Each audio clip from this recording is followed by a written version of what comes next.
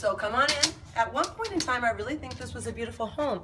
It just needs some nurturing and love put back in it. This is our foyer, and honey, you can show them how low the ceilings are.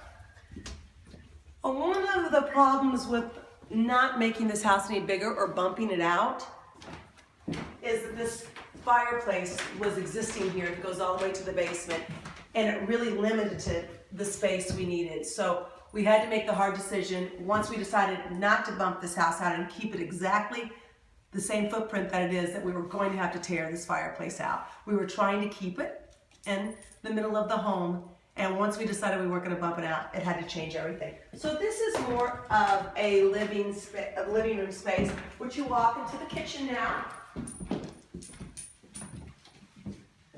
Very 1970s, but cute, darling. The kitchen won't be here anymore.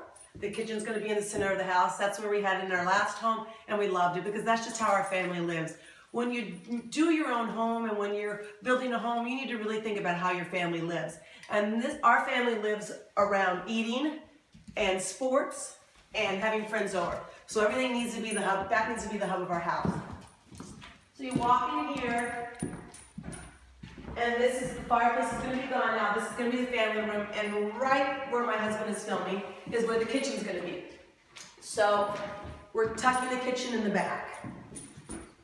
If you turn around and see, initially we were going to bump the house out, but it just didn't make sense. It was getting way too big, and our whole purpose of this was to downsize, and that was not happening every time we tried to bump it out. And then out here is going to be our dining room area. We're about on an acre lot, right, honey? Yeah. So this is our dining room area, and we're going to have to lift the floor up, and this is going to be vaulted. So I think it's going to be a really great area out here. It's going to be really neat. It's going to be right off the kitchen. We're not having a dining room and a kitchen table. We're just having one table. Again, that's just how we're trying to downsize and eliminate a living room, eliminate a formal dining room. Off of the kitchen, which we didn't show you, was the powder room. Now we come back here, and there are 3 bedrooms. We're going to turn this was a hard decision for us too. We're going to turn this into 2 bedrooms, and then up front is going to be an office that's going to be used as a bedroom. So it was really hard for us to think, are we truly going to downsize that much and really only have 3 bedrooms on 1 floor? But that's what we decided to do. Floors are not in good shape. We're not sure if we can save them because we're removing every wall, and we feel like the patching will almost cost as much as doing new floors. So we'll see. That's something we'll decide, and we'll fill even on that when we get there. This was the master. You can show them the bathroom in here. This was the master before, and watch out because it looks like there's been a crime scene in the shower right now. I think it's just really rusty. All right, so we go back out here. Follow us. Chip, you're doing a good job.